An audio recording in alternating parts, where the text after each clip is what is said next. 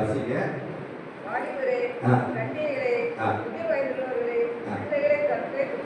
வாலிபரே, கன்னிகைகளே, முதிர் வயதுள்ளவர்களே, பிள்ளைகளே, கர்த்தரை துதியுங்கள்.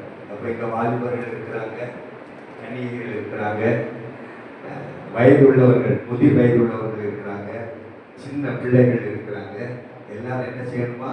கர்த்தரை துதிக்கணும். Praise the lord. ஹல்லேலூயா.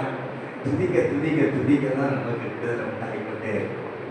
கர்த்தரை எவ்வளவுக்கு நம்ம மகிமைப்படுத்துகிறோமோ, சபை நடுவில் கூடி கர்த்தரை நல்லா சந்தோஷமா நம்ம மகிமைப்படுத்த நம்முடைய வாழ்க்கையிலும் சபையுடைய வாழ்க்கை, சபையுடைய நாட்கள், நாம சபையுடைய காரியங்கள் எல்லாவற்றிலும் நமக்கு ஒரு உயர்வு உண்டாகும்.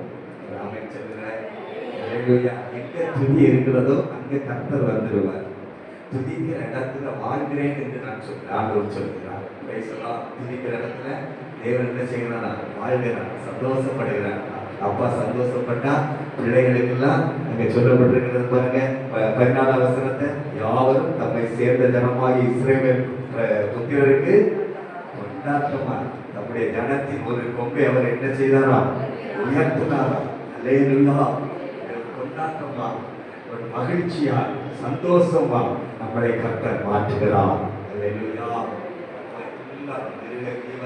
அவர் படைத்த சகலமும் கர்த்தர் என்ன செய்தார்? துதிக்கிறதா. ஆகவே பிள்ளைகளும், முதிர் வயதுள்ளவங்க, வாலிபர்கள், கன்னிகைகள் எல்லாம் கர்த்தர் சமூகத்தில் முழு நலத்தோடு, முழு ஆத்மாவோடு, முழு உண்மையா அன்பு வந்து கர்த்தரை துதிக்க துதிக்க துதிக்க துதிக்க துதிக்க நம்முடைய வாழ்க்கையில மிகுந்த சமாதானமும் சந்தோஷத்தை கர்த்தர் தருவார்.